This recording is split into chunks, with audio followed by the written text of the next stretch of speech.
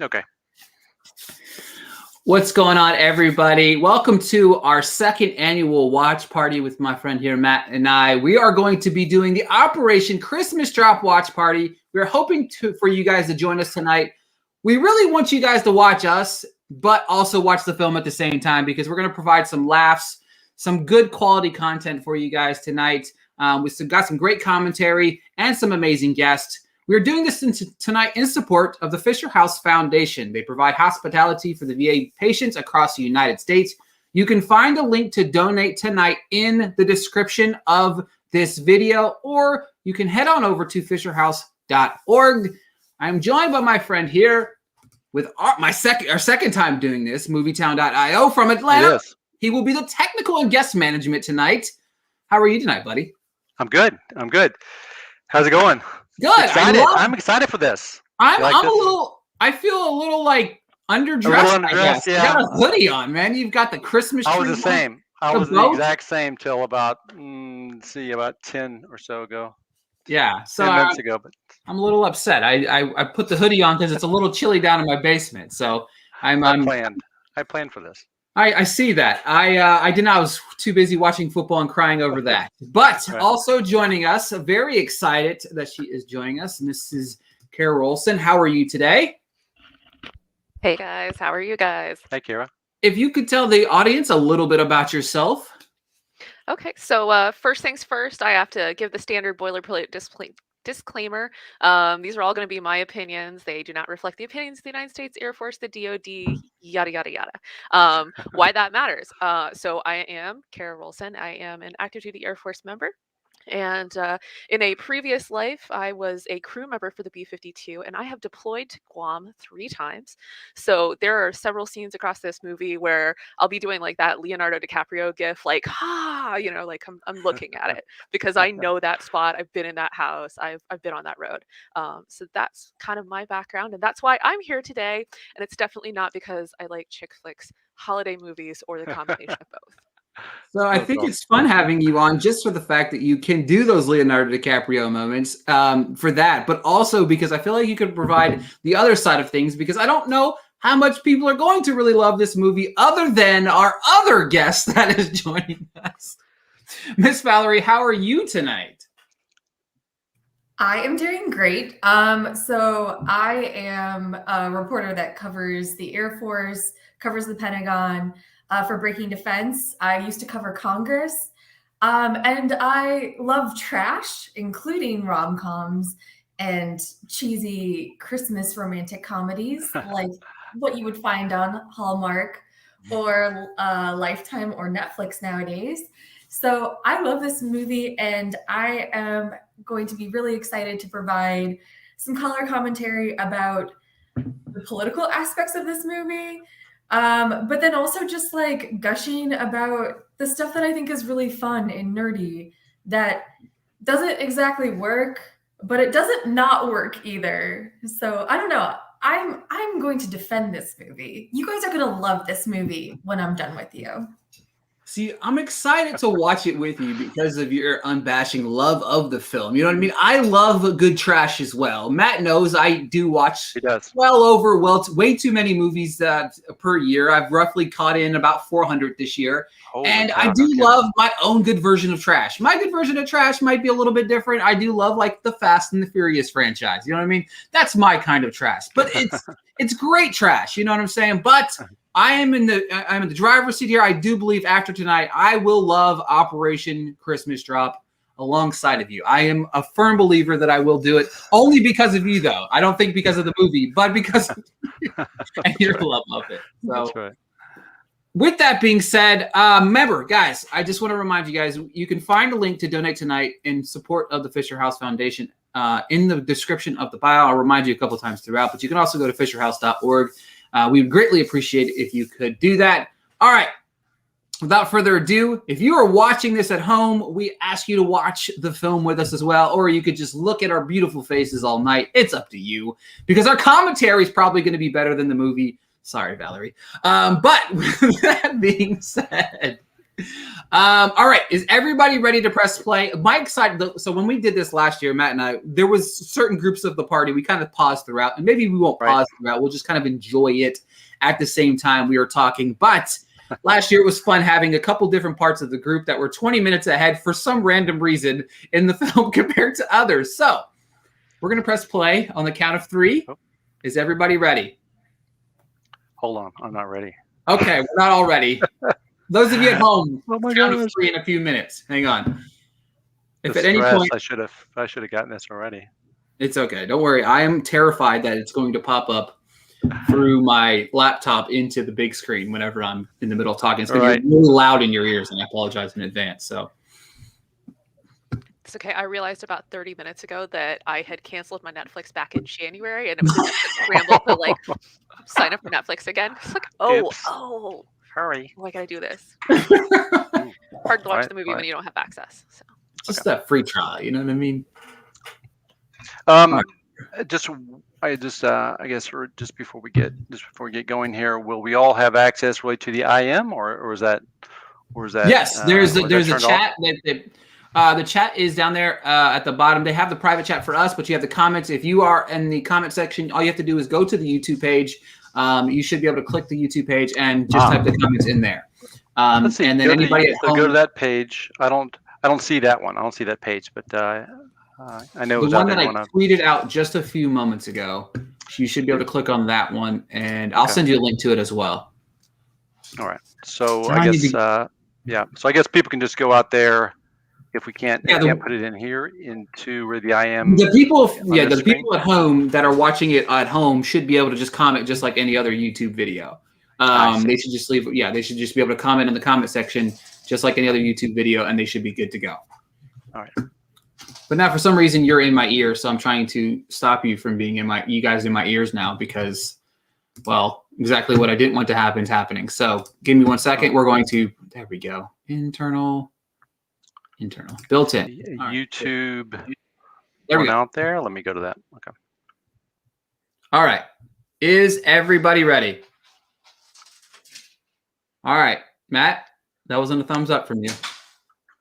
Yep. Commenting like this. See? Like that. Boom. There we go. Yes. Comments like that. Just like that, you'll be able to comment, and we will be able to respond if you are attached to the feedback here. All right. Yes. Just like that. Are we ready? Yes. Perfect. 3, 2, 1. Operation Christmas Drop begins. I think, as long as it's in my ears here. Perfect. I turned my Bluetooth off on all of my devices other than this device so that this ear can hear the movie and this ear can hear you. So multitasking. All right. So we're at time. I don't know if we can really tell that from the screen. What a great way to open it, though. I do love a good Christmas movie, though. It's got like a Strangelove kind of feel because Strangelove also started off, like the first shot is planes going through. This music sucks, though. Netflix Christmas movies just have absolute shit Christmas music. It's like they couldn't pay for the rights for any good Christmas music. I'm sorry, I'm leading off with a brutal take here, but I was like, wait a minute, I thought she liked this movie. I'm confused. No, I'm just kidding. Yeah, it is funny that they're like, we're going to have this at a certain budget, and the music's not included. Yeah, they spent all of their money getting the girl from Vampire Diaries and the guy from Vikings to be in this movie. It was money well spent, in my opinion. They both look beautiful, even though they don't have like an ounce of romantic chemistry. No, not at all. Oh my gosh. But like it is just your perfect set up for the story, right? We have the hard-driven, big city woman, and she's, like driven, and she's going after her job, and then we have like your dorky, dopey Air Force pilot, and of course, now you got to put them together. They fall in love. I mean, I'm not really like there's no spoilers here. It's like a Hallmark. I feel like I cannot say enough how much this dude is like the most typical dorky C-130 pilot in the world. Like he's an attractive looking like actor, and he's such a dweeb in this movie. These flight suits, by the way, just drive me crazy. Like they are so inaccurate. Like, so your name tag should be here, and they're like over here. See, that's why, folks, you should watch this movie right now with us, because you're getting that perfect insight. Yeah, absolutely. God, that looks amazing. I think this is not Taraki Beach. This is like just outside of like the main drag, like Tumon. So all of this coral that you can see is super duper sharp, and we get briefings. Don't ever walk on the coral. I will redact any names to keep the guilty protected, but I did have a coworker that cut their knee on the coral, and because the pH of your body is the same as the ocean, it kept growing in him. Okay, so this house that you see here, this like brown house, those are what we call the Flintstones houses. And when we deploy, we'll stuff 3 to 4, sometimes even 5 people into these houses, and like we'll put almost a whole crew in there. Oh my gosh! And is the connection that bad too? Yeah. That was a joke when I watched it the first time. I was like, oh shit, they like kind of got a lot of things right. It's definitely, the vibe is definitely Air Force military base type of vibe. And my cat is like tripping and meowing. So there she is. Everyone say hello to Beelzebub. Hi, Beels. Hey, Beelzebub. Hey, Beels. By the way, the Aviator Watch like nailed it. Every pilot I know seems to have a thing for their watches. This is the banana peel, where you peel down like half your flight suit because it's so hot. Let me tell you that I had a deal with my crew on my first deployment that for the first like 20 minutes of pre-flight, nobody was allowed to look up into my compartment, because not only would I banana peel down, but I would like take my shirt off too and just stand there in like half a flight suit and my sports bra, prepping the jet, because it could get like 120 inside that cockpit. No kidding. That hot. Yep. It just cooks out on the tarmac. What's the temperature like there at that? You're looking at about 70 degrees in the morning up to about 85 in the afternoon every single day. It's like Groundhog Day with the weather. Like you're on the equator almost, so there's no fluctuations. Right. As a plane geek, like I just gotta say, like the shots of some of the aircraft are so great. Like every time an F-15 just rolls by, I'm just like, I watched this with my husband, and he like, well, not with my husband. He was like sitting next to me, like probably painting Warhammer figures or something. And I think he like looked over when I was doing like a little, like when an F-15 like rolled by, and he was like, "You're acting like this is like a man." I'm like, no, it's just a beautiful plane.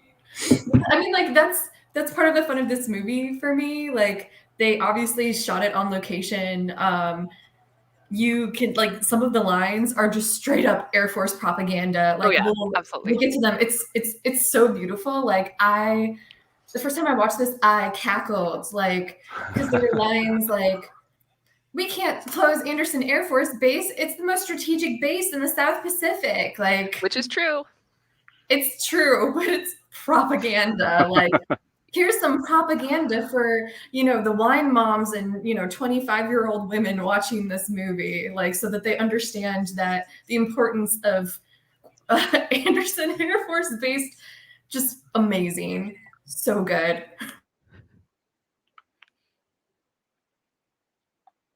So we actually had a guy in one of my units get his call sign because every single one of my deployments has been over Christmas. He brought like 50 pounds of lights with him on the deployment just to be able to light everything up. That's actually really cool. My stepson is actually deployed right now. Oh, no kidding. Yeah. Ricky. What service? Army. Where is he at, if you don't mind saying? Kuwait. Oh, wow. Yeah. Kuwait, huh? 30 years we've of that, right? 30 years we've been there.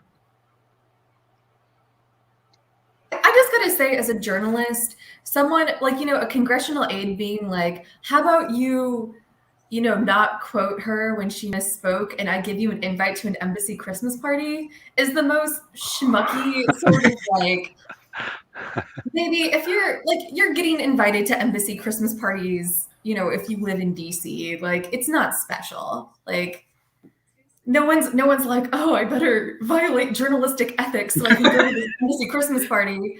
There are a million Christmas parties with free food. Like, go to any of them. You'll be fine, babe. Is the food good is the question. Oh, yeah, the food is usually good at, like, honestly, the food is pretty good at, like, almost any Christmas party I feel like I've gone to. But I'm a journalist and I have no taste. I'm just like, I'll take whatever is free. You like anything, right? Yeah, That's cool. exactly. I'm the same.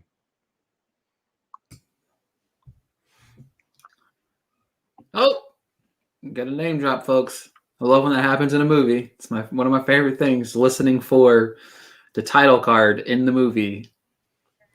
Well, I mean, the title of the movie is like a real Air Force mission that happens every year. Yep. Like, they didn't make up this mission for the movie. This is a real mission. So again, it's just really fun and stupid. Like the idea that anyone, okay, for one, so base realignment and closure is like a real process that Congress can go through. Usually the Department of Defense wants to do it to save money, and Congress doesn't want to do it because they don't want to see bases closed that could be in their districts. And Guam has a congressional representative. So if this woman, if this representative, wherever she's from, if she tried to close the base in Guam, like, it wouldn't just be like, you know, the Air Force breathing down her neck. It would be the representative from that delegation who would just be like absolutely going apeshit. Like, there's no way that base would ever be closed. Like, the political conceit of the movie just would never happen.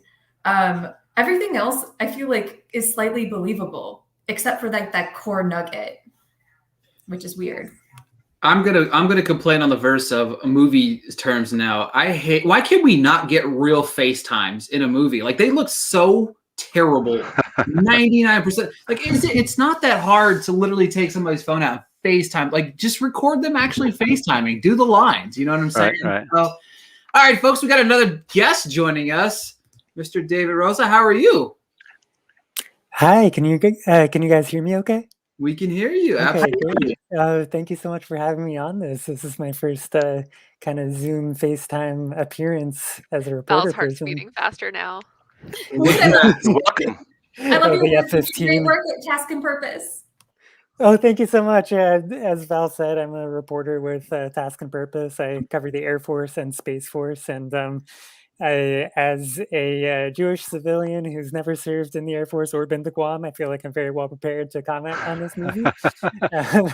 But I do spend a lot of time on the Air Force, unofficial Air Force subreddit, and that will be my segue in with this very particular kind of expertise in a couple minutes, and I'll be sure to comment. But when I was watching the start of this movie last night, I really liked this dialogue between the captain and his commanding officer, just because they seem like we don't want to have to spend time dealing with these distinguished visitors, which I imagine I would feel the same if I were in their shoes. Oh, 100%. I have hosted a Codel before, and yeah, everybody was like, they didn't want to be there, and we didn't want them to be there, so we're all just like, hi, welcome, what do you want? Exactly. Yeah. It's just, yeah, you guys, as you guys mentioned before, it just seems so absurd to like try to cancel an entire base over like one Christmas drop, which can't be that expensive compared to other operations. So it's real silly, but it's about the setup, so I can appreciate it. I just love the beach. That's this is my input for this particular scene. I don't care for the scenic view, but he's not a bad looking guy though. But yeah, he's dreamy, right? Can you say? I don't know about that. He's fit. How old is he particularly supposed to be? Oh, he's a captain, so probably somewhere between, I don't know, 25 and 30. See, thank you. That's the commentary that I needed right there. You know what I mean? I love I can get a pinpointed age of a time frame because I was like, it looks like he's 30 going on 40 maybe. So look at that. I was pretty. He's grown. He's just a large man. He is. He's very tall. David, so like what actually is the reception about this movie on Reddit? Do people on Air Force Reddit, did they talk about this at all? They have run this hill, by the way. In case you're ever wondering, this will murder you. Oh my gosh. It is a quad buster.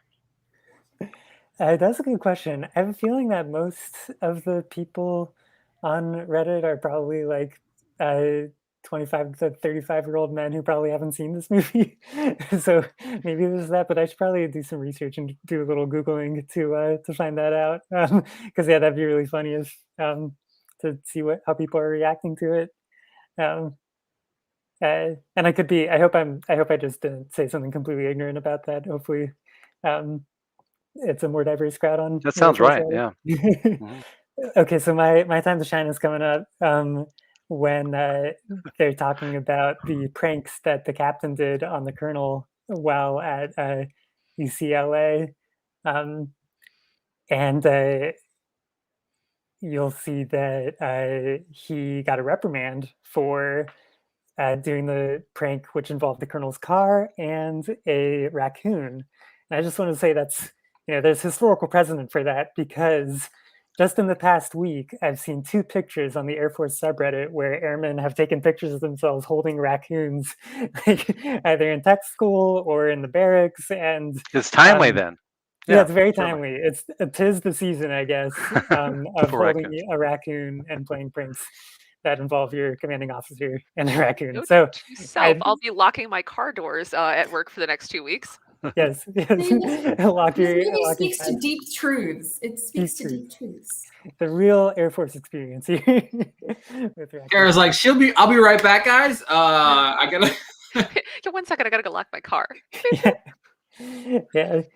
There's oh wait, was I saying raccoons? I meant to say possums. I got confused because I see a lot of possums around my neck of California, or a lot of raccoons, and they always scare the hell out of me. They're the real threat. They're the real enemy within.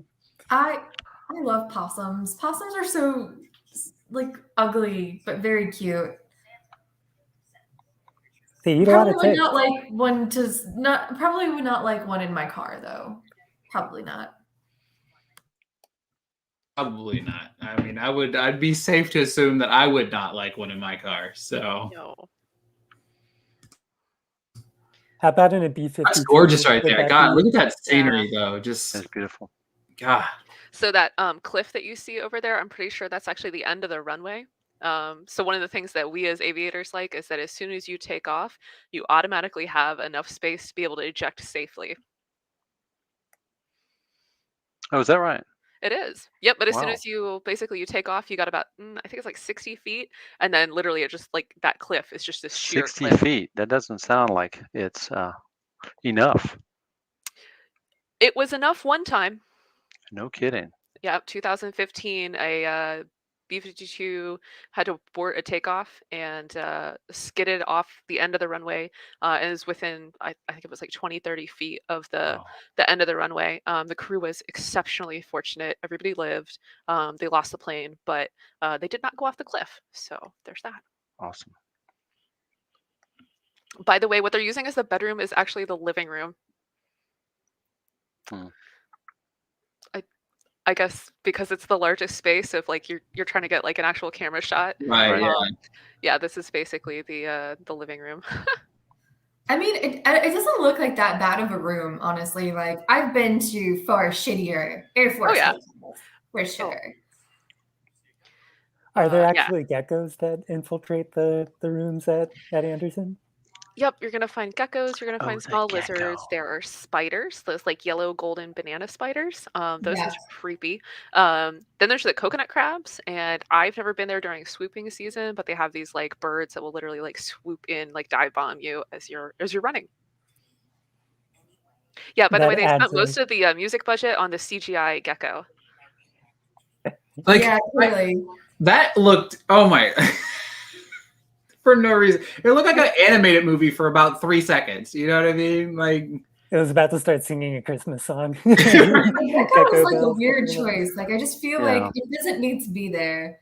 It doesn't really contribute anything to the storyline. It's just very strange. It's trippy. It is trippy, I guess. By the way, there's no window units. Like it's actually central air. Do they work, or is it like kind of a battle with the humidity? They work as long as none of your squadron mates come up and pull the off switch and flip it to off. I witnessed that happening once or twice per deployment. That'd be really unfortunate. Yeah, you come back from a long flight and your house is like 85 degrees inside. Yeah. And it does not cool down fast either. No way. Yeah. See, that does not what it looks like when somebody FaceTimes you on your laptop, folks. And she just got there, so did she automatically connect to the Wi-Fi before? It's not locked. You know what I mean?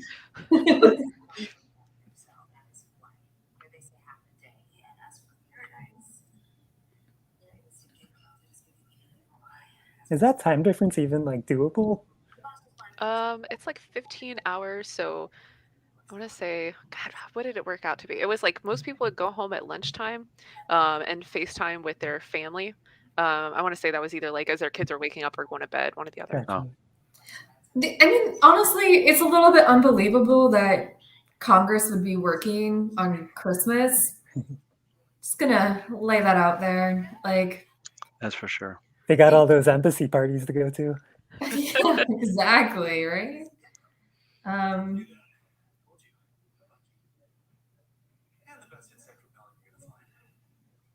He's such a nerd. He is. By the way, they don't decorate the Flintstone houses like that. They don't really like a very like a high, like a What? middle end like hotel. You know what I mean? That's what it looked like right there. You know what I'm saying? Yeah. Are C-130 pilots known for their egos, or is it mostly just fighter pilots? I feel like it's like The a different stereotype vibe. is mostly fighter pilots, Gotcha, but yeah. I mean, pretty much all pilots have at least a little bit of ego. Aviators in general. Yeah, yeah. So the part that confused me was, isn't that a California National Guard plane It there? is, but they do have units that rotate in and out. Gotcha. So in usually at the start of every calendar year, they have a really big exercise out there. My guess is they probably shot during that time, and that's how they got so many fighter aircraft out there that wouldn't normally be there. Gotcha. Of course, I say that, but it's been 10 years since I've actually been on Guam, so they may not do that exercise anymore. You know, so this part where she's like pulling out all of the documents to like read, that's like a dream for me. Like to be able to just like steal all the documents and then have like people be powerless to like stop me from just taking their documents. I would love that. That would be Okay, the best. so wait, can we hit pause for a second? Oh, hit pause. Hit pause. Pause. Okay, Okay, pause. so this control tower is one of the We gotta find the control tower. largest air traffic control towers in the United States Air Force.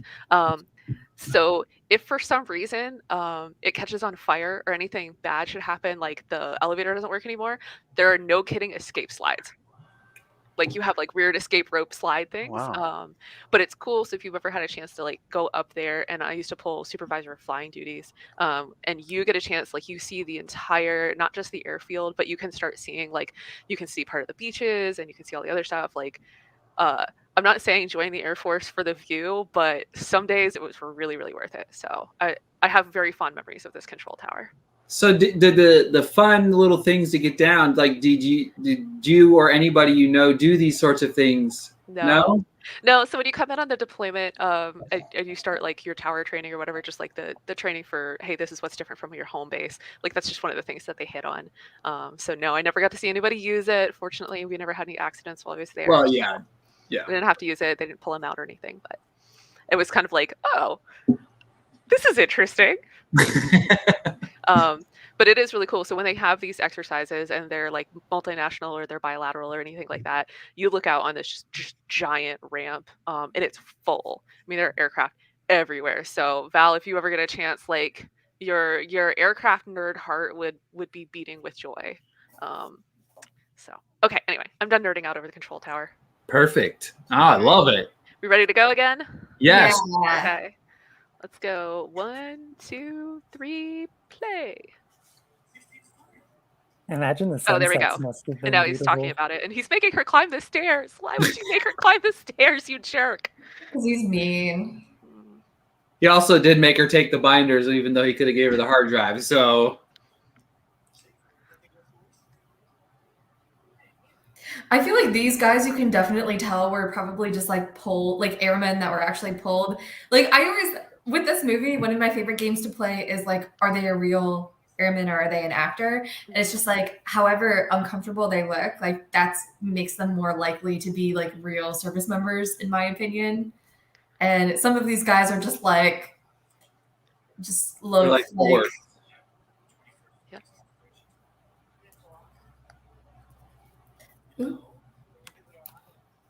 Woot woot, yay, Space Force. Yeah, I was about to say, like that's a Space Force squadron now. It is now. Yeah. It is a satellite control unit of the Space Delta 6 of the United States Space Force. That's fun. Oh, I will be right back. It's kiddo bedtime. Perfect. At the same time, she leaves. We got another guest joining us. How are you, Sir Constantine? How are you, sir? Constantine, can you hear us? Hi, Constantine. Oh no. You here? Well, thank you. Evening, everybody. You're welcome. I can.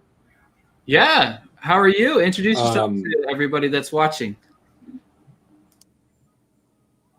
I think he's on the. I think he's on already the other one. So if he gets to this one, right, this page.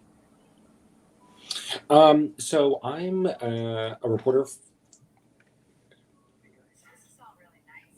Yeah, there's. I'm getting a little bit of a delay here, so we're gonna figure that out here in a second. I'm gonna take off my cans, and that should probably help the situation slightly. I am a Navy reporter for military.com, and I'm going to provide the sort of affirmative action Navy component to the Guam commentary, since clearly the Navy side of the base is being underrepresented in the show. Are we rolling up on the scene where we actually get to see the Navy helicopter? Is that why? I mean, if that's the case, that was very well timed on my part. Spoilers. I do think that there is a Navy Seahawk that we see later in this movie at some point, if I remember correctly, which I might not be. I remember seeing one in the trailer, so I think you're onto something there. That's a big snow cone cup, I will admit. I'm not a big fan of snow cones while we're talking about random things here. What does snow cones ever do to you, Ricky? Well, my problem is just too much ice to like syrupy ratio. You know what I mean? Yeah, Like, it's a little syrupy. Yeah. I mean, have you had like the shaved ice where they put like mochi and like condensed milk and like that sort of fruit on top of it? Because that shit is. I've heard good things, but no, I have not. Where do I find such wonders? So, David, where are you? Are you in California? Yeah, I'm just south of San Francisco. So maybe oh my gosh, then there's yeah, probably a ton near you. Like, it's like a big thing in like Japan and South Korea. I know for sure. Like in Virginia, DC, Southern Maryland area, there are a bunch of Korean cafes that do shaved ice. It's delicious. You should. Yeah. Wait, is look there a it up. specific name for it, or is it just like shaved ice? I mean, if you just like look up like Japanese shaved ice, Korean shaved ice, you're gonna find it. Yeah. Oh my god. I'm sure there is a name for it, but I don't know. Yeah. That sounds great. So that little market that they were just in is legit. It's up like kind of 24/7, like all the time. They have a carabao, which is like a water buffalo in Guam, and if you pay the money, they will let you ride the carabao around the market. I never did it, but I watched some of my friends do it. That's awesome. So also, Trap, is it always the Jeeps as well? Is that the way to travel around, Caro? I don't think anybody I knew ever got a Jeep. So we'd be out there for 6 months, and we had people that would buy what we call the Guam bomb, $500 plus title tag and all of that. And they would drive. I'm like, you're talking like an old school Ford Taurus, 1994. Very I nice. feel like a lot of like troops out in like Japan, like out in Okinawa, do like the same shit where it's just like one car has like a lineage of like, just like, a dozen people who have just like driven this like shitty Taurus into the ground. Grand Theft Auto, no big deal. Right? Like, just hijacked his vehicle. You don't have diplomatic immunity, lady. What are you thinking? That's okay. It's only like a 3.5 mile run from Chiragi Beach back up to main base, and it's like a 200-foot climb. That's all. That's all. It's I died about you do it on Christmas through morning. the 3.5 mile run already, but it's cool though. It's also like, it's not like this is a vehicle that is like owned by the squadron or something. This is like a private person's car that you just stole. Right, exactly. I mean, that's how love starts sometimes. Yeah, it starts with Grand Theft Auto. Grand Theft Auto. I don't know why that's the perfect segue to another guest joining us, but Grand Theft Auto and Lee Hudson, thank you for joining us. I'm not sure where the segue is, but if you could introduce, maybe that's how you fell in love was the Grand Theft Auto, and that's what we're doing. I don't know. We just got married. I did. I think it was not related to car theft. But... Unfortunately. Sorry, your story's not as cool, but that would have been a great story. Yeah. Welcome to the party. Just introduce yourself to everybody just a little bit so we know who you are. Yeah. I'm Lee Hudson. I cover defense technology and influence for Politico. I've covered the defense industry for the last 10 years or so, and I love this movie. It's so good. Yes, Lee is on my side. There we go. We got another person that loves this party or this movie. I love everybody. Loves Thanks for joining, Lee. Thank you. Yeah, thanks for having me. And how's it going? Are we raising a lot of money for Fisher House? I am hoping so. Yeah. I hope so, right? I haven't checked to see. I almost don't want to check to see like whether people have donated. Guys, if you don't donate, you're gonna break my heart. Exactly. So speaking of which, nice little cheap plug. You can find the link in the description of this video that we are on right now, or you can just head over to fisherhouse.org. So hey, we've made $100 since we started, by the way. We were at $70 when we started, and we're at $170 now. So nice. For anybody that's watching that you've never heard of Fisher House, they are an amazing charity, an amazing organization. So if you've ever been to a military base that has a actual hospital on the base. So where I'm at here in Eglin, we have a very large hospital, and directly across from the hospital, there's a Fisher House, and it's intended so if you have somebody that's in the hospital overnight, a long-term stay, rather than having to get a hotel and spend $60, $70, $100 a night trying to see your loved ones, Fisher House has these homes available. So military veterans, the families of the person in the hospital can go and stay for free while their loved one is in the hospital. So I love this organization. That's awesome. A lot of times, yeah, like every time I'm trying to do charity stuff, I just love them. They're my go-to because they do such amazing thing for our airmen across the DoD, and all of our veterans too. So we kind of, while Caro was talking about Fisher House, which is important, everyone go donate. We just kind of skipped past one of the best parts of the movie, in my opinion, because it is one of the most propagandy parts where the guy basically, the heroine is asking like, isn't this a waste of money? Isn't this, a waste of resources? And he just straight up gives like Air Force propaganda for why Operation Christmas Drop is good, actually. Just straight up talking points. I don't know which PAO, which public affairs officer wrote this part of the script, but it was literally just like the girl being like, oh, why are we spending taxpayer money on these toys for kids? And the guy being like, they're donated. And she's like, yeah, but the fuel and the wear and tear on the aircraft. And he's like, they've got to do the training anyway. I love it. It's dumb. Like, who is this movie for aside from me? Like, why? Because we can. Exactly. It's perfect. I love it. Yeah. So this is the base commander's house, and it's on Rhoda Drive, which is at Christmas time just lit up fantastically. Like we just walk from the Flintstone houses over to the Geo housing just to see it because it looks amazing. I like that I love division. this scene now. I like that distinction between the Flintstone housing and the like the guy's house and the big giant. And the people that live here permanently. But I mean, it makes sense, right? Like if you live here permanently, you should have a nice house. Yeah. Oh, and by the way, if you're the wing commander and you're married to the OSS commander, this is a subordinate unit. Like you're married to your subordinate. I hate this scene. Oh. It's not great. I love how concise she is with her words. You know what I mean? Like very just like, yeah. Whoever her trainer is doing a great job. Her biceps are just incredible. Right? Her arms look so great. I'm like, It's Guam. There's not a whole lot else to do besides curls. I love this actor here. Guy in the. Well, I'm sorry. I don't think I'm on the right. I don't think I'm on the right. I don't think I'm right on the right. I don't think I'm on the right page here. I'm at 31 something. At 31. Mm-hmm. Oh my gosh, I am way past that. Matt hit the fast forward button on us. I did. So we're at 30. What 30? 31-ish. They just started eating dinner. 31, 32-ish on the nose. All right. Thanks. I was way ahead. It's cool. It happens. Yeah, I was like, that doesn't really make exciting. sense. What are they talking about? She's trying There's to a lot of lights. her. Oh yeah, it's ridiculous. That actually like lights like that there? Yes. Yep.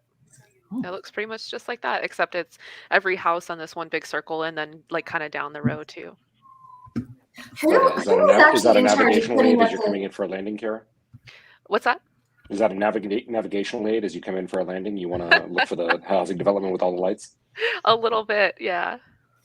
Is who's in charge of putting up all of those lights every year? Because I don't imagine like Mr. or Ms. like Brigadier General is up there doing it. Shockingly, it's the owners of the home or the residents of the home are the ones putting them up. They don't hire people? And no E4s were involved whatsoever. I don't know what the base wing commander would do, but I think everybody else does their own lights.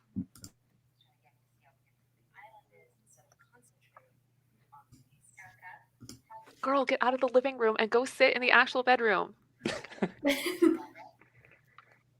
P-Mel. I actually work with the P-Mel guys. It's so funny. Like sometimes I just see these little things and I'm like, I know what that is. Girl, get the ebook and just Control F. I know. Like this girl's never. It's Congress. They haven't figured out PDFs yet. That's okay. I can't figure out PDFs, so you know. She's never had to search a budget. Never had to search an NDAA before. Yeah, I was about to say she's never come across an NDAA on budget time. Oh, it's my favorite reading. Not my life. Control F for my favorite little projects. Okay, I don't care about the rest of the 900 pages. Perfect. This is a perfect segue for another guest joining us. How are you? Hey, how's it going, everybody? Thanks for having me. Thanks for joining. Hi. What's up? How's it going? Have y'all already started watching? Are you watching right now? We did. We are. Yes, we are. We That's haven't so come fun. You haven't appeared yet in this movie. Oh, wow. Hey, Zavi, is that how you say your name? Yeah. Hey, Zavi. So, He's in this. I think he's gonna show up real soon. We're about to go out, right? We're about to go out right to the island. I should have done a better segue. I'm very disappointed in myself right now. I should have just done it at the same time he appears in the movie. You know what I mean? God, Yeah. Drop the ball. I tried to do that. You missed it. You missed a good point. So Zavi, like 1 year ago when this movie came out, you actually replied to a tweet that I did, and I was just like, yo, famous people are talking to me about their roles in Operation Christmas Drop, the greatest Christmas movie of all time, except for It's a Wonderful Life, A Charlie Brown Christmas, and A Muppet Christmas Carol. But it's fourth. And Die Hard. And Die Hard. And Die Hard. And Miracle of 34th Street. You got to add Miracle of 34th Street in that mix. There's so many good Christmas movies. So many, but I'm so thrilled that this is on your list. How did you get involved in this movie, and like, what did you know about Operation Christmas Drop before you were in this film? To be honest, I had been completely oblivious to the entire operation, but like a normal person. I had the pleasure of auditioning. Pardon? I said like a normal person would be oblivious to it. Like a normal person, you know what I mean? So I was so happy to get cast and join this incredible story, because I think it does need some recognition that the military are involved with the Christmas spirit, and they do need everybody's support for it. Do you have any like great stories about just, I don't know, like crazy things that happened or fun things that'll stick with you? Unfortunately, I didn't get to go on the plane. They actually went on the plane and actually circled around.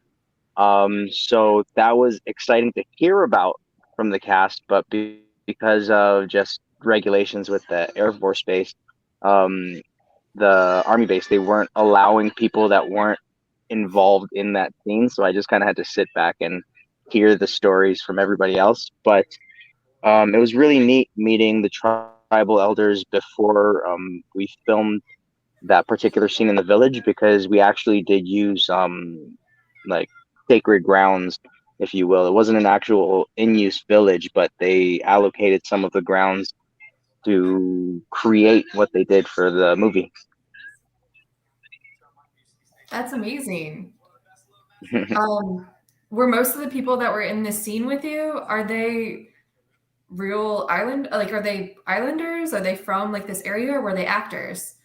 Yeah, no, they were local in the area. We actually shot in Guam, so it's right down to all the locals in that area that wanted to be a part of it.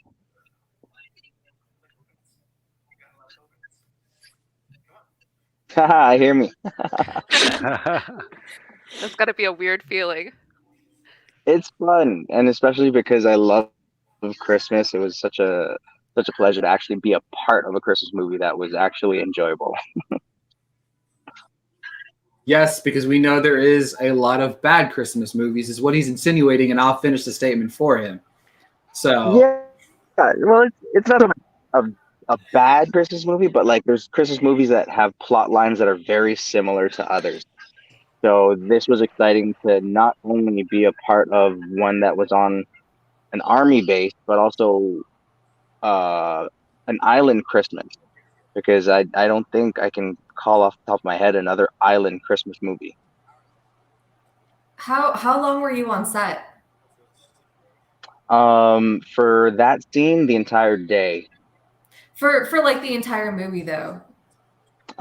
So we were in Guam for a total of about 4 weeks, and then they were in Washington for another portion as well. But all the island stuff, all the Air Force Base stuff was all done in a month. Wow, that's quick. That is really quick. Did you have to stay around like the entire time just in case they needed you for a scene or something? Or were you just sort of like, shot a couple of days and then out? They flew me in a couple weeks before my scene, so I had the arduous task of just being on an island, tropical island, and left to my own devices. It was just terrible. I didn't know what to do. There was so much sun and sand. Oh. We appreciate your sacrifice. So No, I've got that's a one. exact. Gotta take what you. Did you get attacked by a CGI lizard? A great question. That was. I wish I did, but that lizard is definitely the epitome of Christmas miracles.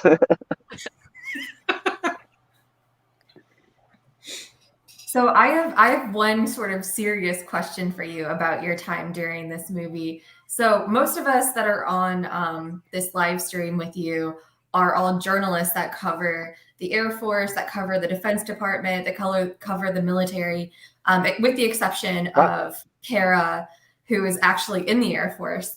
Obviously, this movie was made with a lot of Air Force involvement. How involved were they, especially when it comes to like the script and the way that things were shot? Because I'm used to, like, when I go to a base, everything is very scripted, everything is very rehearsed in terms of what I can take photos of, what I can't take photos of. Like, you know, they definitely have like lines that like talking points that they want to instill that are very clearly in this movie. There are a ton of like Air Force talking points in this movie. So I'm wondering if you saw any of that as you were filming. I'm gonna let y'all in on a little secret while you still have me. But during our filming of that, they were also filming the reboot for Top Gun, Maverick, I think it's called. And the horror, not really horror stories, but it was a nightmare for the crew to be able to get the shots, what they wanted done, and they had to be on such a tight schedule when they were actually out on the waters. And that was just how the Marines were. But then the Air Force decided to just like be so cool about it, where they actually took a back seat in a sense, where it's like, oh, you need this? All right, here you go, have fun. Because like they also wanted to make a really cool Christmas movie. So it was kind of also like a little, not a slap in the face to the Marines, but it's like the Air Force saying we're cooler than those guys on the water. That's amazing. That is amazing gossip. This like fills my heart to know that. So regardless, Maverick is going to be awesome, but like just in regards to the experience where it wasn't as stressful as the rumors that we heard how it was on that set.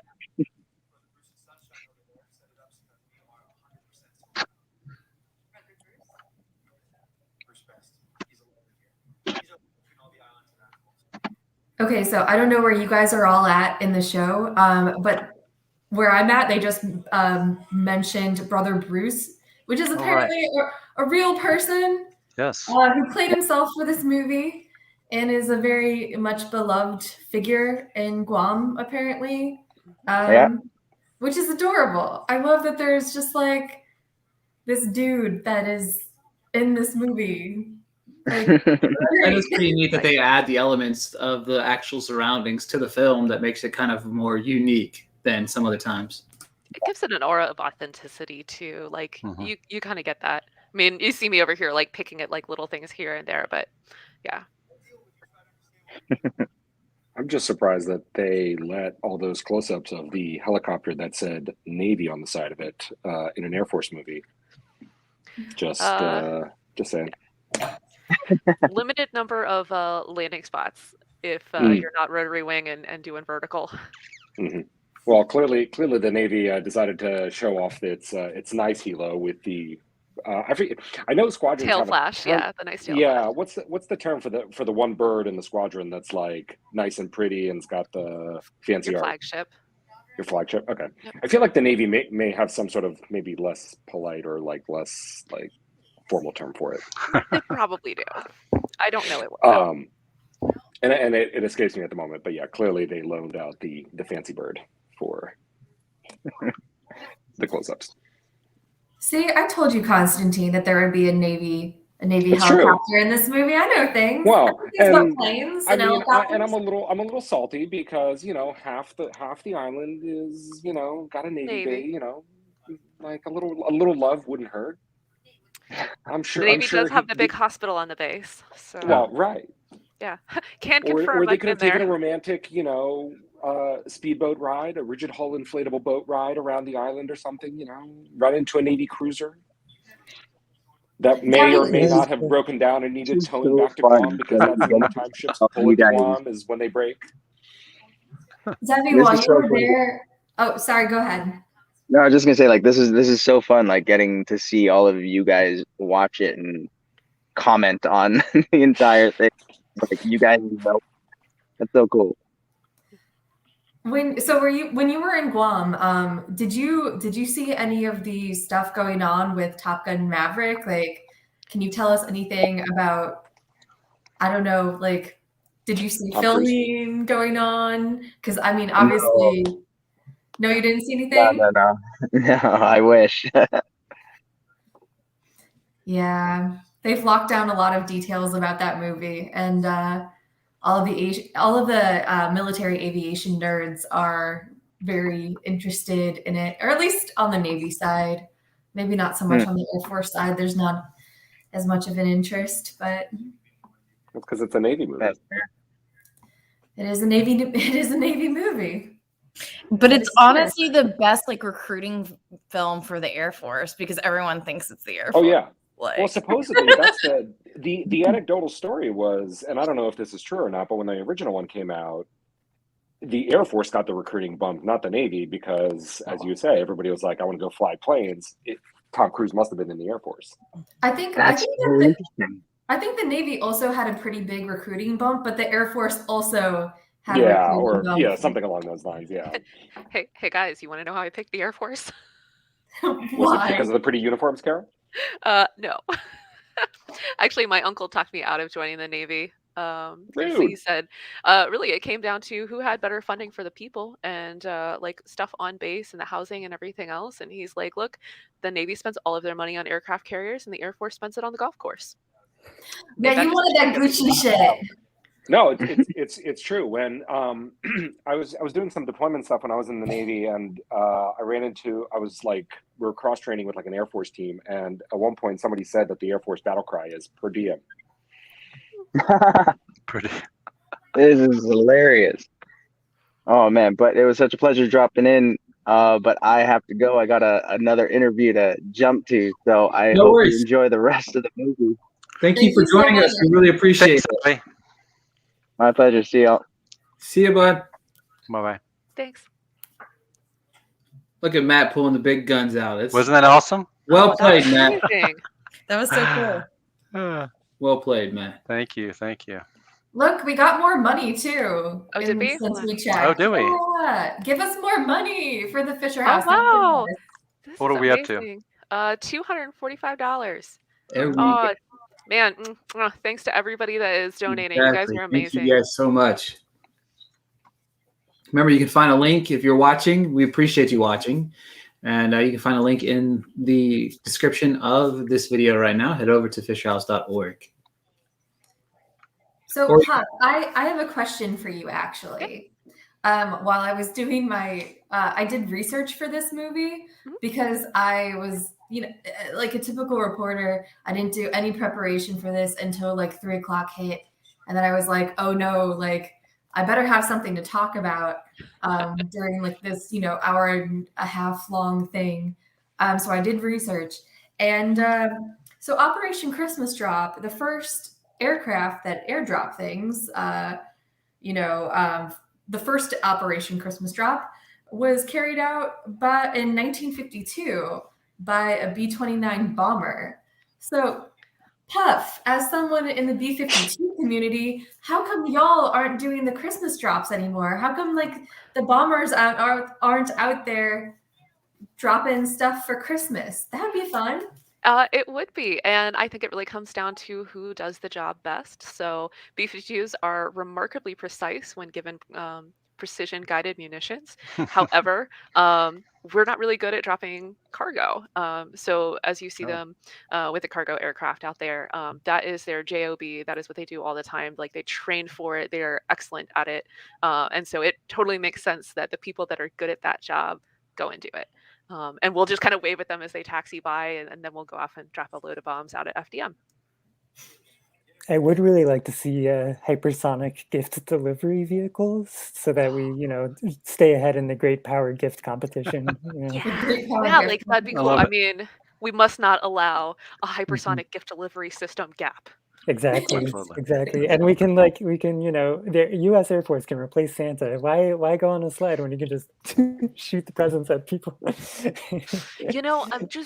gonna go out on a limb here and say that they might have a bit of a publicity problem with that one. That's a tough one to spin, right? Suppose so.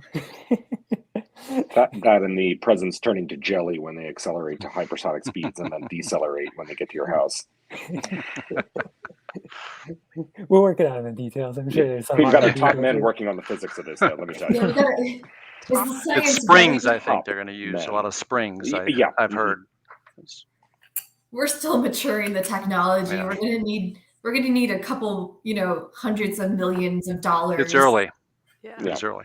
Accelerate. I still want to know where they did this snorkeling scene, by the way, because off of the base, it doesn't look like this. It's mostly just sand. You're definitely not getting all of this. It might actually have been, surprise, surprise, on the Navy base. Yeah, right. I can't remember what the beach name is, but I've been diving off the coast there, and just right off the edge of the base. It's not Bora Bora. It's something double named, isn't it? I think so. I don't know. It's been 10 years. I say that having been to Guam once for 8 hours. I love how they're both swimming. This is their romantic swimming, snorkeling date, and they're both wearing just the most amount of clothing. He's got a full-on shirt, a button-down shirt. When swimming, I have the most so amount of warm, items too. on me to just increase that risk of drowning. I'm just wondering why he isn't wearing his flight suit. He's so unprepared right now. He's got to be ready to jump back in the Herc. Oh man! Listen, if you stay ready, you don't gotta get ready. Exactly. There is that. Having actually swam a how mile do in a people flight know I'm a suit pilot? before, it's pretty awful. Oh, I don't Well, blame it's. He does this is how you answer that. You just do that, and then they go, "Oh, that's the guy." Oh yeah, He's the guy with the plane. Plane between porn. that and Look, the Val, big plane watch. porn. I know. The plane booty. The Thunder aircraft booty. This is really just a thirst trap for plane enthusiasts. For aviation people, yeah. Thirst trap. Plane porn. Somebody quick tweet that. Yeah. Oh yeah, those F-15s. Wait, so the one thing I had a question about was Congresswoman Bradford, when she's trying to run Anderson into the ground, is she also including the Navy base in this too, or is it just Anderson? Because that'd be kind of funny. It's everything. It's all got to be shut down. Well, Shut down the It's all got to go. But to David's On her point, shit list. it's one consolidated base. Yeah, it's a joint base now. Yeah. I see. Interesting. It's Well, Joint shut it all Base down. Marianas, I think is what they're calling it now, right? I think so. So Wait, they call it she's Mariana? biting off a lot in this mission to bring down Yeah. all of the military installations on Guam. She's tough. Let's look at a controversy take around the table here. Does everybody have a real or fake tree? Fake. Well, I've got a fake one. Fake. Too. Real, but it's one of those miniature tabletop ones. They're dangerous. Constantine. Are they? I'm telling you. Oh yeah, that thing's got to go. It'll burn your place down. How? So far, They it's just sitting. ignite. It's unreal. I would just. I'd get that thing out of the house ASAP. No, it's by the balcony. So if it catches fire, Oh, I'm just that's flinging it off the fourth floor. Just push it over. That is amazing. I would love that to be my childhood Christmas story about how Dad chucked the burning Christmas tree off the balcony. It's fine. It'll be fine. I used to be very much team real tree until I got older and realized that I had to start cleaning up the mess. And then it's like I no longer wanted to be team real Christmas tree anymore. That's when I changed. Yeah. No, it's true. Yeah, every other day or so, I got to remind myself to like take the little cup of water and like Oh, fill wow. up the thing and That's work. vacuum up all the needles. And, yeah. It's real work. I have two cats that like to sit in they like to sleep underneath the Christmas tree. And it would just be really bad news if I had a real one. I have stuffed sheep that live under the Christmas tree, but they behave themselves because they're stuffed. That'd be great if they were very bad. Very bad stuff. How did you even get in here? Get out of here! I love the shot. I don't know if it's like if I'm queued up the same that you guys are, but the girls walking in their heels on the beach, trying to like walk sexy, like in their heels on the beach. Like it's so I feel painful like to watch. Is that hard to walked do? in high heels in my life. That doesn't seem. Yeah, it's hard to do. Is it? It sounds hard. Yeah. That's. You know how it's harder to run on the beach? Like it's harder to, yeah. So yeah, it's significant. It looks good though. To walk on the beach in high heels.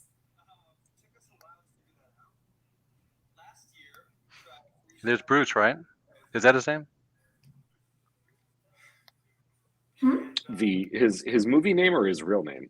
Who's the older guy? Who's the Bruce. older guy's been to? Bruce Best. That's it. Brother, right? Brother Bruce. Brother Bruce, yeah.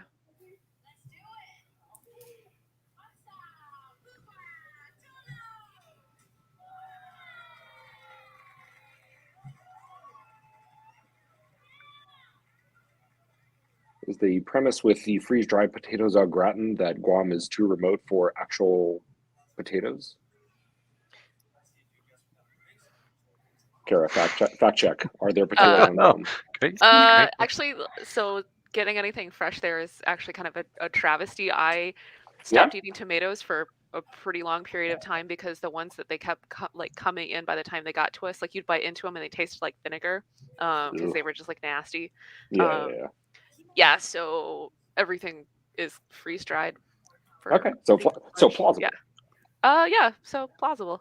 Myth not busted. See, once again, this movie is just, it's real life. It's so real. It really captures the military experience, I feel like. I think it does. I mean, I am just surprised that I haven't heard more stories about congressional staffers who have gone to Guam and have fallen in love with C-130 pilots who love Christmas.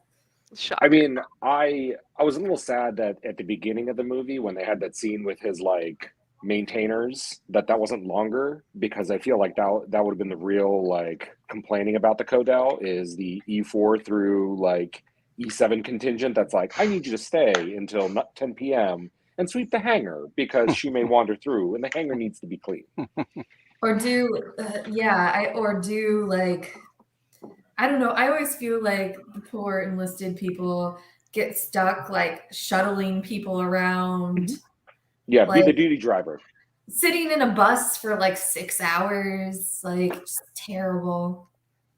Although I will say, as somebody that when I was in the Navy, one of the things you have to do during your duty day is be the duty driver, like the designated guy to like take whomever wherever they need to go. And being the CO's duty driver is actually kind of a nice gig because the CO is not going to go anywhere terribly exciting. He's going to so I was stationed in San Diego, so you go to Coronado.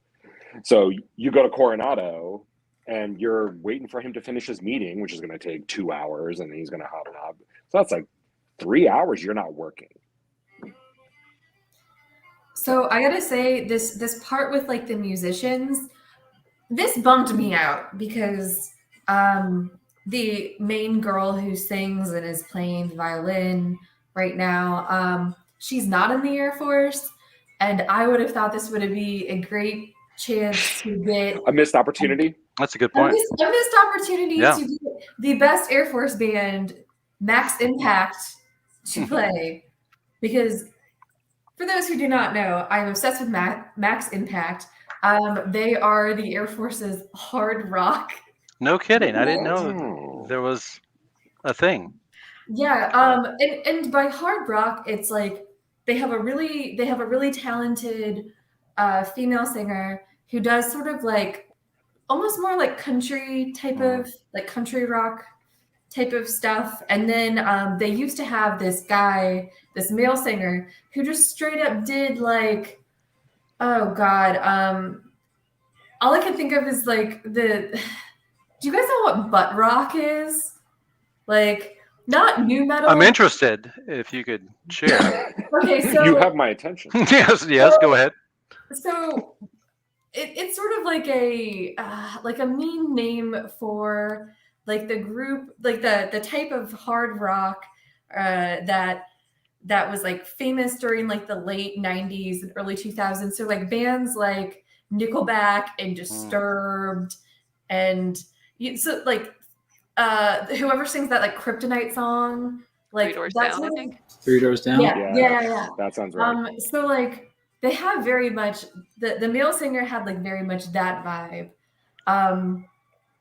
I just love them, and I would have loved to see like a very weird Air Force band here. It just would have been fun for me personally.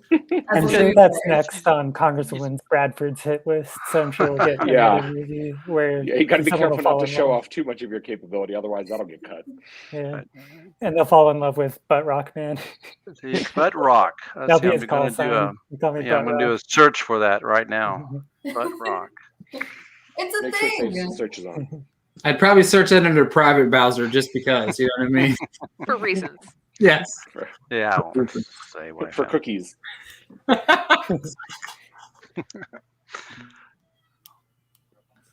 want that to It's be time like the to name. Oh, it's time to do a little time to do a little something here. I'm gonna make something. Oh, A things are getting drink. serious. Make a little drink here. It's kind of really my thing here. So I'm gonna back up the thing. I'm gonna put myself on mute. Matt's our drink maker, and it's awesome. He made several the last time we did one of these. Yeah, several. And yeah, that wasn't a really good idea. I made like I think I made like 3 in like over an hour, and that was it for me. Here I'm just gonna do just really the one, but I'm gonna do this. But really, I'd like everybody to just keep on, right? Keep on kind of going. I'll Keep just on be keeping here. on. Yeah. Let's watch these two fall in love, guys. I'm sorry. I need to like point out the best part of the movie that just happened, or maybe it's about to happen for y'all. But they're slow dancing, and they're falling in love. And he comes in with an absolutely killer line, which is the Air Force. What is it? Like the Air Force. One of the Air core Force values values is service before self, and like It's so cringe. Dying. Oh my god. the fact that like this was a part of like the most romantic scene in the movie where they're like finally connecting, and we got to get those Air Force values. That is such I a feel boot like thing the to say. PAOs had just like this hit list. Like, here's your 5 things that have to fit in here, and they're like, dang it, we got core values left. Where can we put this? Like, we have nowhere else in this plot. And in classic PIO fashion, I'm sure there was like a meeting where they're like, people talk like this, right, guys? Right? Yeah, people talk like this. I want the next line to be, baby, is your name Integrity? Because I'm going to put you first. Because that's another one, Integrity first. Okay. I mean, if you are in the Air Force and you've used that or any of the Air Force core values as a pickup line to a man or woman, and it's worked, please DM me. My DMs are open. Valerie and Insinna. Yes. I want to hear your story. I love I would that. read that story. I want to know how this I works love for you. that. But also, if you haven't tried it, maybe go try it. Go to a bar, like try to see how it works. Make Be sure the phone's on respectful, record. and like let me know if the Air Force is one of the Air Force's core values is service before self. If that works for you, let me know. Yeah, which one Meanwhile, is the Val's most editor is killer going, line? I'm sorry, we're publishing what tomorrow? Wait, Constantine, you said what? I said, meanwhile, your editor watching this is going, I'm sorry, we're going to publish what tomorrow? My editor knows who he hired. Yes. I just want to throw it out here. I've seen coconut milk, I've seen eggs, I've seen oat milk, and alcohol go in this concoction that Matt is making over here. And I'm very, Well, I don't even there's know a how to blender feel now. about it. And now he's got a blender out. So I'm really scared. And he's leaning back, which is always a good sign. He's mixing, so I'm sure it's making lots of noises right now. He's not. So I looked up the Air Force's core values because I don't have them memorized because I'm not a loser. And they are integrity first, service before self, and excellence in all we do. And I have to say that I think that if you were at a bar and you were trying to talk about, or if you were trying to romantically connect with someone, I don't know which would be the most appealing of those three values. I mean, service before self is good, but like excellence in all we do, like I think that's a pretty compelling value. Here's exactly how this would go. Hey, baby, I'm excellent in everything I do. Ooh. Wow. I'm sold. You got me there. Yeah. Right? I'm Like sold. if you could say You that got me. unironically. We're done. I bought it. It's eggnog, guys. Okay. Oh, With oat milk, right? Yes. well, And all kinds of other I'll things. say this, Val. It lends The itself coconut better milk. than the Navy's core values, which were honor, courage, and commitment. So there's at least a little bit more to play with there. I mean, everyone loves commitment when you're talking about relationships, unless you don't. So Unless you're a sailor, in which case you may be allergic to it. Nutmeg. I forgot it. Got a little here. Nutmeg is right on top. Look at that. Beautiful. I know you can't really see it that well, but I'll show you. You see it? Look at this. it's nice. How gorgeous. That is very festive, Matt. Yes. It does. Fancy. I am drinking water. I mixed together a few different things, like That's good too. one part water, one part container, and then just started drinking. I have one Shake part and water and one part water flavoring. There we go. Ooh. And yeah, that's fine. strong. It's That's strong. fine too. I No drank a judgment. glass of wine, so I'm back to water. There you go. So like I feel like I haven't asked anything from Lee yet. So Lee, tell me about your relationship to this movie. Like, why do you like this movie? Why are you the only person on my side?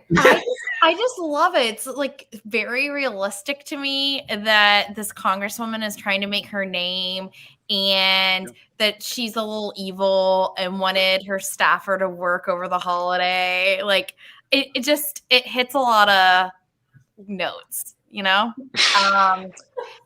and the characters are great. Like the C-130 pilot, was charming. It spoke to me.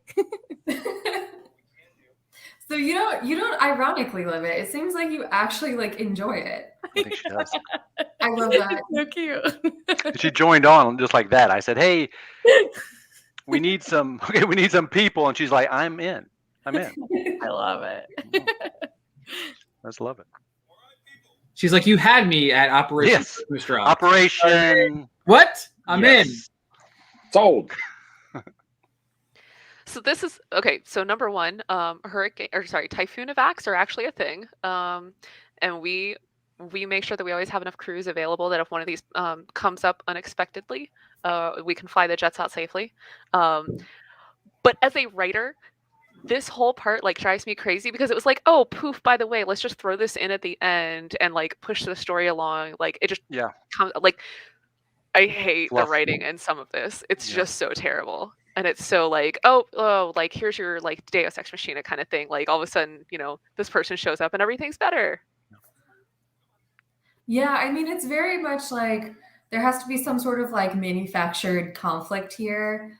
Like, oh, what if we're not able to go out because of the storm and Right. drop these gifts when, in real life, the, Operation Christmas drop mission lasts for about a week. Yep. You know, if it's delayed due to bad weather, like they'll just do it another week. It's already happened this year, so it's not like it happens on Christmas. Nope. Or else, like, you know, a bunch of children don't have toys. Like, Yeah. no, like this, you know, there are That would drops be great happening. though. That'd be great if the conflict inside of the storm was like China attacking or like North Korea launching missiles. That'd be good. That'd Just be segues into a horrifying. I'd got watch very that. real very quickly. Yeah. Uh-oh, mommy's home. Oh, here's the senator. Bum, bum, bum. Yeah, girl, don't you have something to do like at home in your home state? Like, Shut it do down. you Is have what friends? Do you have a family? This is Christmas. the Grinch.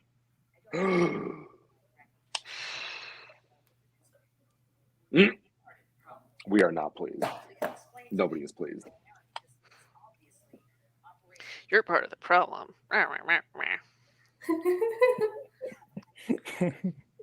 Please, a politician's going to be way more smooth than this.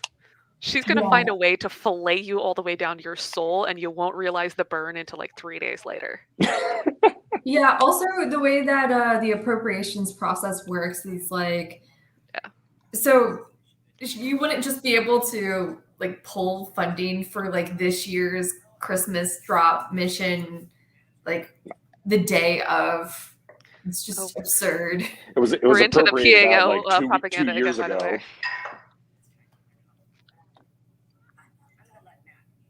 And if they lost funding, like the Air Force has got some auxiliary bucket of money that they can use for contingency operations that they would pull funding from, it'd be fine. It'd be fine. Yeah, I mean, sorry. No, go ahead, dude. No, I saw him say warfighting platform, and it sounded very like a line that would be dropped at an Air Force conference. Sorry. Yeah, I mean, just very normal human conversation that everyone would say just normally in their daily lives. Now you sound like my editor. Why do you have this word in your copy? Normal human beings don't talk like this. Why do I have this word in my copy? I don't know. People at the Pentagon talk like this. That being said, I think there is we've hit upon a very fun drinking game in the making, wherein you drink every time there is a Pentagonism in the movie. Warfighting platform being one of them. You'd be so drunk. Yeah, you'd be. I was about to say, how drunk will I be in this process? Very drunk. The gecko was these are early stages. We'll tweak it. We'll tweak it. And then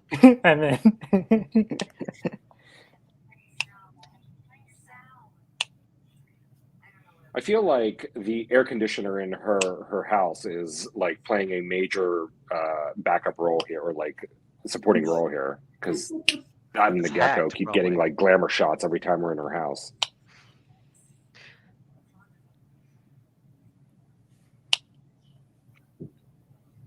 I would love for She's talking very softly for being that far away from her computer on FaceTime. I want to throw that out there. Like, I have big time problems with technology in movies. It's really disturbing. Amid a like what appears to be a typhoon outside. Yeah. Exactly. Yeah, she'd have no connection. Let's be real honest. Oh yeah. Oh no. Exactly. I would like for there to be a plot twist at the end where it turns out the gecko was the base commander the whole time. And an animal like dying on the. Like, I know what you're up to. You're trying to close my base. NSA program all along. Oh Jesus, that's funny. Like some kind of Harry Potter. And their clothes are awfully like, you know, structured and clean all the time for being that humid. Exactly. Oh, yeah. The hair, you know what I mean? Like, it's all. I mean, admittedly, like I feel like I tend to sweat more than most, but anytime I'm in anywhere approaching a tropical situation, I cannot possibly look this clean and composed to save my life. Exactly. Just look like a hot mess. I love that they established that the pilot is at the bar drinking only cranberry and soda, just setting up the fact that like he's going to have to fly later and he cannot have had alcohol in his system. And the Air Force does not want, like, they want you to know that he's not actually drinking, that he will not be driving a C-130 drunk. Yeah, Who we get in got a the lot of trouble uppers? for that. So Of all the things that they paid attention to detail throughout this that they could Yeah, I have, know, right? that one they nailed right on the head. You know what I'm saying? That's got to be a like portraying the Air Force in a good light, or we don't help you clause in the movie contract. Right. 100%. Yeah. Our pilots are very responsible. They're not No the- airdropping, no drinking and airdropping. No. That could be taken in so many different aspects because, you know, the whole Apple airdrop thing these days. So no drinking, airdropping, whether you are in. Also a good safety idea. tip. Also a good safety tip. Exactly. yeah. Kara, what's the official rule for drinking and flying? 12 hours? It is 12 hours, bottles to brief. Well, bottles to throttles. Navy, it was bottles to brief. So you have to stop drinking 12 hours before, and you can't be feeling the effects of alcohol. So if you drank so much and then quit, but you were still hung over at 12 hours, you're done. Is Yeah, that you right? Can't be, Yep. you can't be Even hungover hungover? and flying. Cannot be hung over. Okay, that makes sense. Yeah. How often do people get booted? Like, I'm how not often flying, do by the way. people, like, not able to fly because they're hungover or drunk? I don't know if I've ever seen somebody pulled off of a flight for being hungover or drunk. But we also have a rule that you do your like I'm safe check, illness, medication, blah blah blah. And so if you woke up and you felt bad, like you immediately call the duty desk and you're like, I'm not flying today, I feel sick or whatever, and they will either replace you or they'll scrub the line.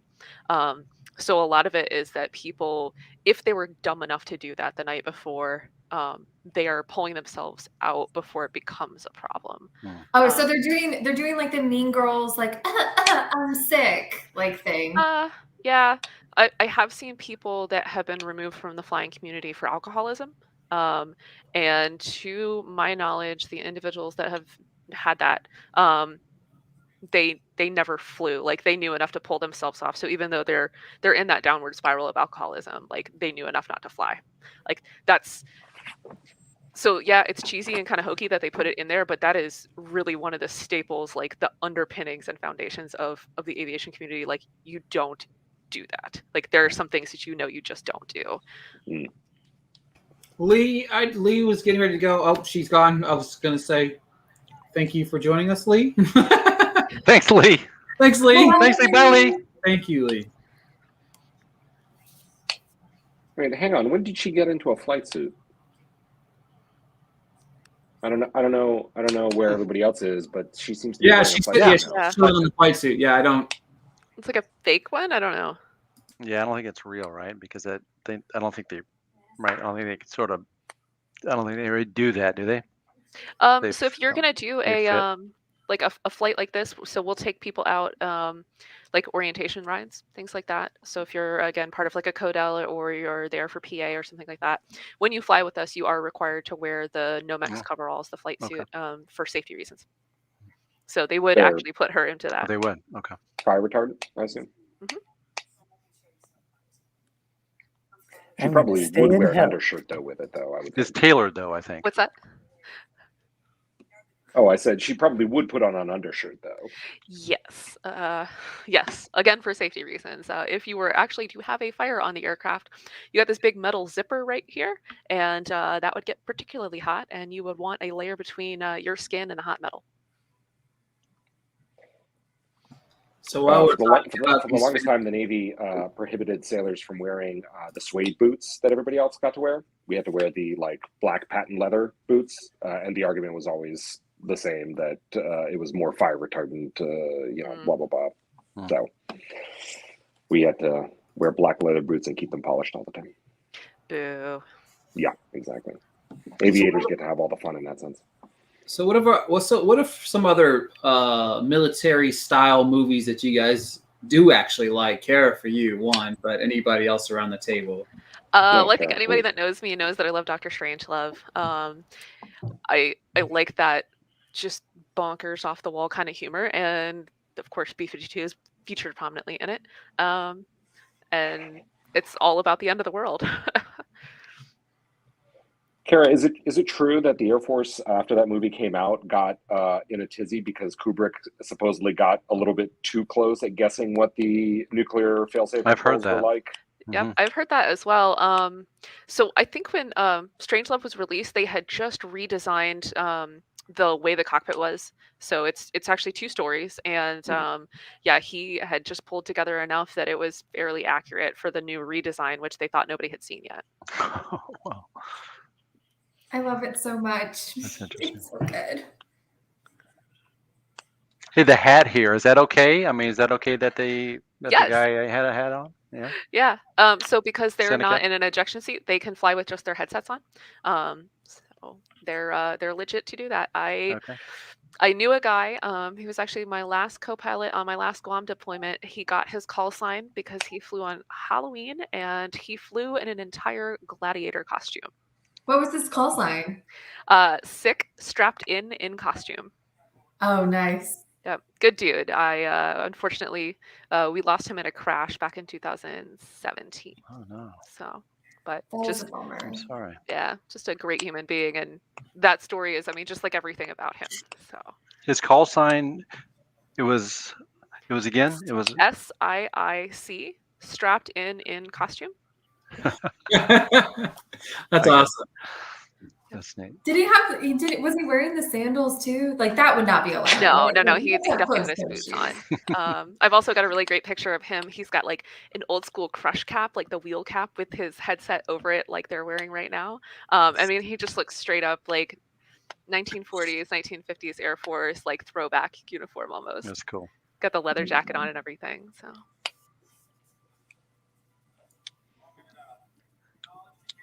Here we go. I actually really like the airdrop sequence. Like, how true is that, Kara? Like, for how they're doing this, well, it's been a very long time since I've been in a C-130 as they were dropping cargo, but this pretty much looks like what I remember. One of the things, they're going to be extremely safe. One of the things is you never get between the cargo and the end of the ramp. So if it goes, you don't go with it. But they do have those harnesses on, and they're actually leashed onto like this big line behind them, so they can move up and down. And if anything were to happen, they're still on that and can be pulled back in. So yeah, I think they like show like her being like looped in. yeah, one of the greatest or worst pranks I've ever had pulled on me had to deal with one of those C-130 harnesses and the line. Tell me more. Yeah, tell the tale. Yes. Okay, so please do. they trust me up in this harness. I am a butter bar at the time. It's like one of my first TDYs I ever went on with the Air Force, and we're sitting in the back, and we had a whole bunch of guys go out on a static line, so they jump out static line, and we spiral up, and the instructors are going to go out basically like a halo jump, and so they've got me all trussed up in this thing so that if anything happens, I don't fall out. And they're like, "Hey, ma'am, you can come out to the end of the ramp, so you can see that end right there." They're like, "Just you got enough line that you can kind of put your feet on the edge of the ramp and you can lean forward." And I'm like, "Oh, that's really cool." Okay, so I walk up to this dumb little lieutenant that I am, and I didn't realize that one of the guys behind me has reached up and taken about 6 inches of slack, and he's just holding it in his hand. And so I lean forward and I'm looking out, and he lets go, and I just like go, boop. And there's this split second where I thought I was legitimately going to fall out of the back of that airplane, and that was it. I was done. That would be terrifying. That is an amazing prank. I mean, it's like 17 years later, and I still remember this prank.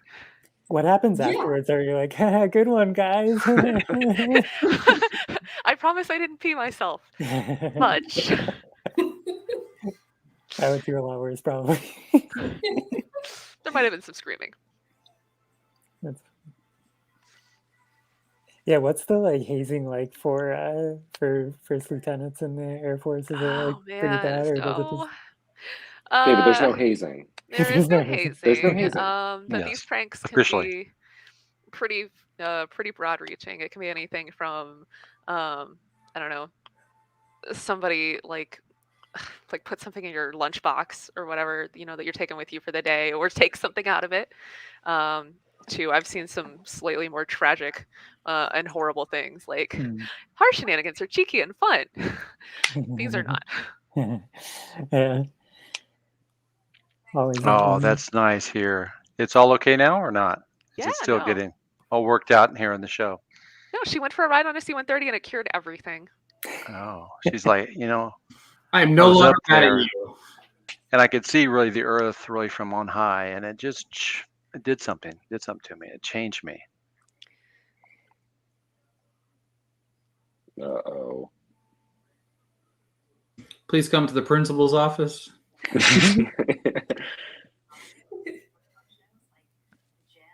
Someone should have told her to like bring a scrunchie, like put your hair up, girl. Like, Yeah, that's a good tip.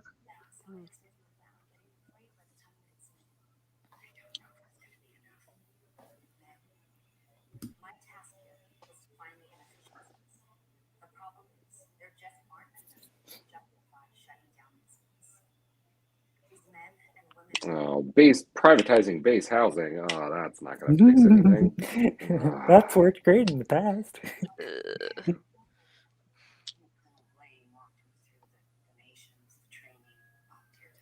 Like, this is straight propaganda. I love this. The Joint Chiefs call this island an unsinkable aircraft carrier. Oh my god. And yes, the island might tip over. I've heard that. I've heard that somewhere. Where was it? It was I believe it was a senator A speaking senator, right? speaking in Congress, testifying before Congress, and Right. he said that if they put any more Marines on the island of Guam, they were concerned that the island would tip over.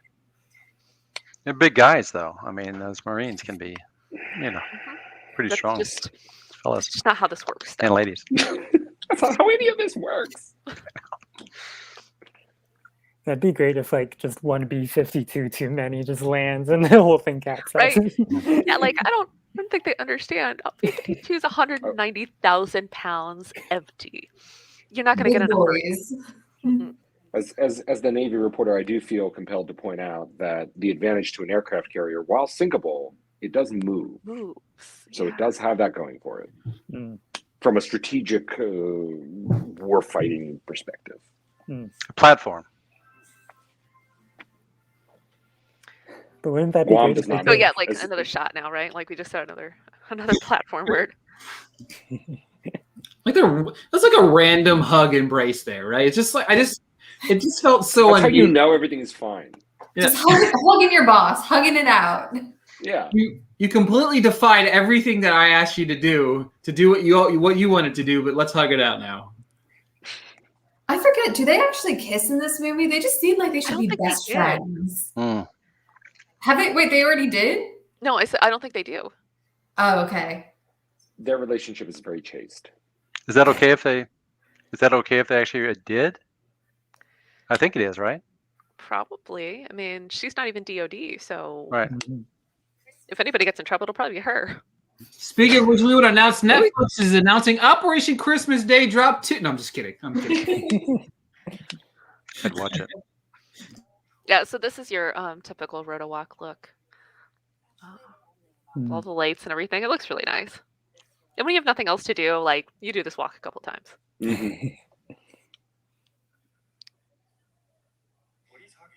I will say that they did a good job with cinematography throughout this movie. It is very nice to look at in a lot of moments throughout the scene. Obviously, it's easy to make a beach look good, but the inner side of the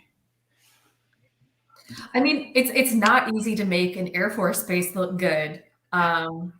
Even one that is in Guam. So I mean, the fact that this movie doesn't look like complete ass, I do think like they did a good job on it for sure. Yeah. Because I mean, base buildings and hangars, and it's not always like beautiful scenery. Or Air Force bases are tough because it's lots of just tarmac and hangars, which are what they are. Oh, here we go. And they did kiss Oh. at the end. Nice. We got that in. You must be a little bit ahead of us again. Oh, am I? That's okay. I don't Well, know. Oh yeah, I'm finally at it. it happens. Yeah, There we go. It Spoiler. happened. Hey, Oh, now. there it is. Okay. There it is. Got it. Nailed They it. just seem like they should be really good I'm behind. friends, I'm still so- waiting. Yeah, I'd like to see that probably. little bit better. I'll FaceTime you maybe if I get good connection. I don't know. We'll see.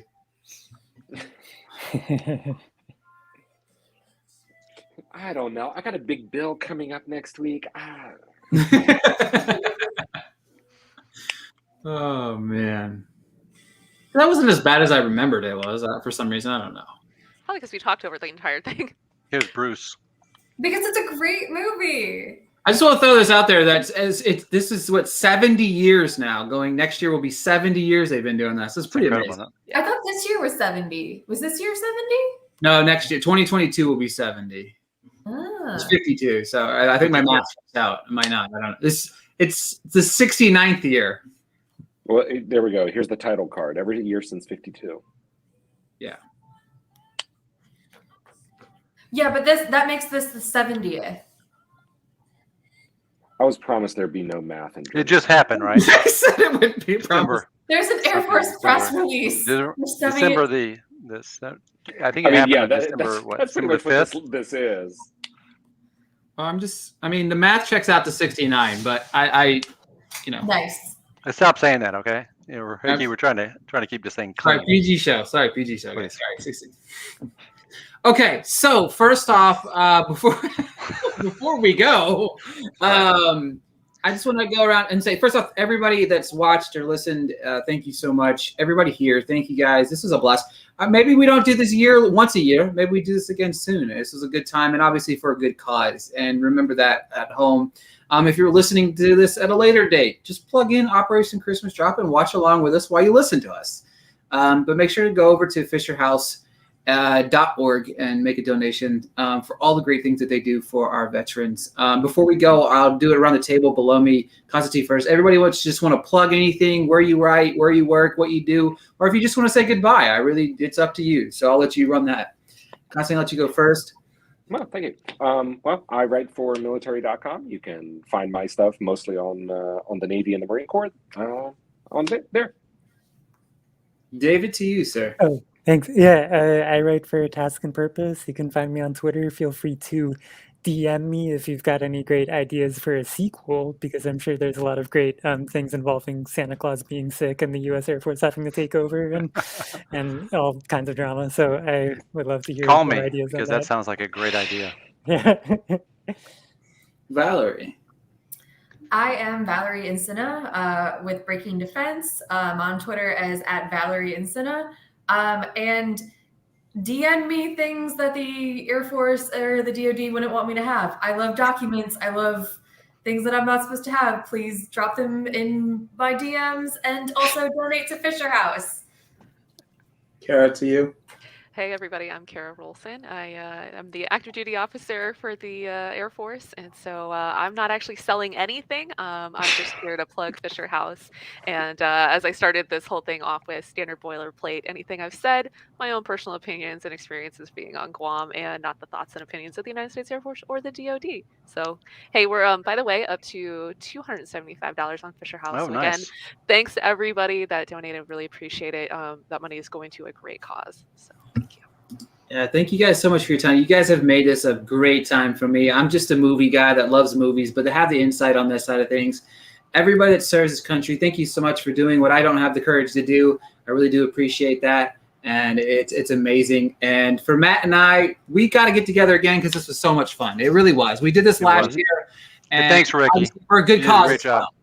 I was for a good cause as well. So if this is something that speaks to you, please donate. Again, fisherhouse.org. We greatly appreciate it. Thank you guys so much. We'll talk to you.